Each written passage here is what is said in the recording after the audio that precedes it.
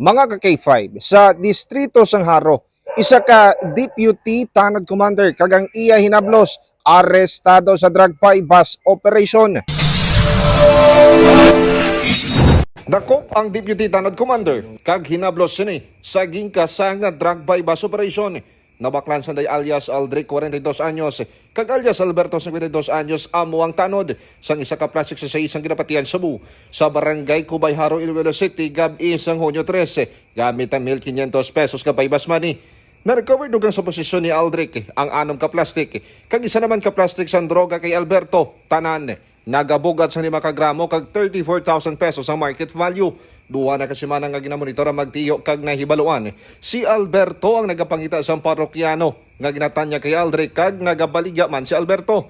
Tricycle kag tricycle driver ang inang mga parokyano samtang sa Cubay, San Pedro Haro kag Lapas nga mga lugar ang ila ginabaligyan. Ginapanginwala naman sa magtiyo ang akusasyon batok sa ila kag mahibaluan. Si Alberto ang tanod sa barangay San Pedro Hano kag sa Cubay lang nag-star. Yes sir, ang basin ang duwa sila kabliga, murang role-playing sila tari. Ang papel nga ni Tanod is si Tanod ang nagapinita sa parokyano.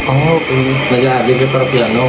Ano to sa si parokyano kasi si Tanod, mo siya nagabaligya man. Kag sa karon mga ka-K5 yara na sila sa kustodiya sa Police Station 9 kag natalana nga ipasakaan sang kaso sa paglapas sa Republic Act 9165 o kanang Comprehensive Dangerous Drugs Act of 2002. Balita nagikan sa Distrito Sangharo.